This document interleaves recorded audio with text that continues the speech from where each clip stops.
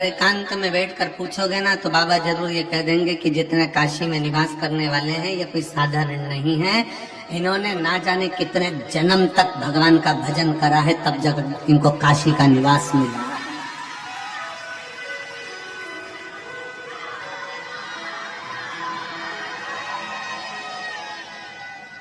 ना जाने कितने जन्म तक इन्होंने तप साधना करी है, शंकर को एक लोटा जल चढ़ाया है, ना जाने कितने समय तक भगवान शिव की आराधना करी, भगवान शंकर का भजन किया, भगवान शंकर की भक्ति करी, तब जाकर इनको काशी का निवास मिला।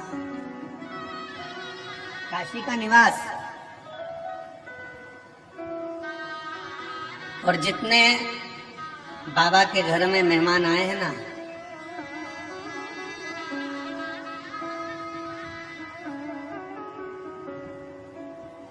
और देखो कथा हो रही है सतुआ बाबा के गौशाला में, बहुत अच्छे से समझ लेना हो।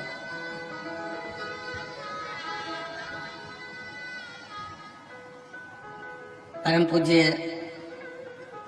1008 महामंडलेश्वर श्री संतोष दास जी महाराज जी के दादा गुरु सतुआ बाबा जी। सतुआ बाबा जी तो उनकी टेक महाराज जी को लगी कि भाई सतुआ बाबा थे तो सतुआ बाबा उनकी गादी पर जो बैठता जाए वो सतुआ बाबा जी।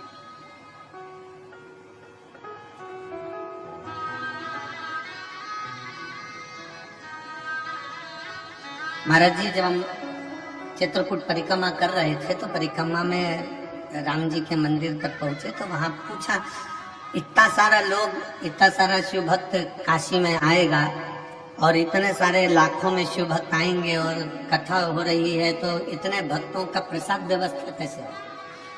तो हमने कहा सतुआ बाबा गौशाला में कथा है और उनका नाम सतुआ बाबा है। वो सतुआ दे दे के इतना पेट भर देते थे कि लोग भोजन को ही सोच लेते थे कि अब प्रसादी को नहीं खाना, तो सतुआ में ही काम हो गया। तो ये तो माँ अन्नपूर्णा सामने विराज रही है विश्वनाथ जी के नजदीक में। और जब इस पवित्र धरा पर विश्वनाथ की भूमि पर अगर कोई आता है तो जरा विचार करना, विश्व में पूरे ब्रह्मांड में मेरा भोलेनाथ किसी को भूखा नहीं सोने देता, तो विश्वनाथ की धरा पर कौन भूखा सोएगा? विश्वनाथ की भूमि पर कौन भूखा सोएगा? कौन भूखा सोएगा?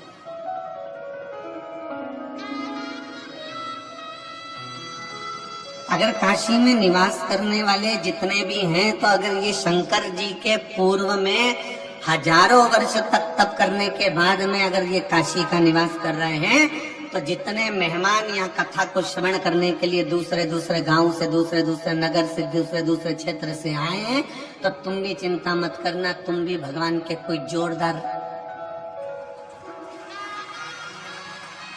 रिश्तेदार रहे होगे, कोई संबंध तुम्हारा भी भोलेनाथ जी से रहा होगा। तो भोलेनाथ जी ने ये कथा के मंडप में पवित्र गंगा के तट पर तुम्हें बिठाकर श्री शिव महापुराण की कथा कर तत्व ग्रहण कराया।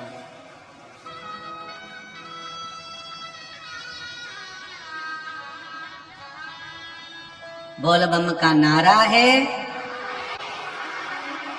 ये शिव की भक्ति के बिना नहीं मिल सकता। ये शिव की उदारता के बिना नहीं मिल सकता।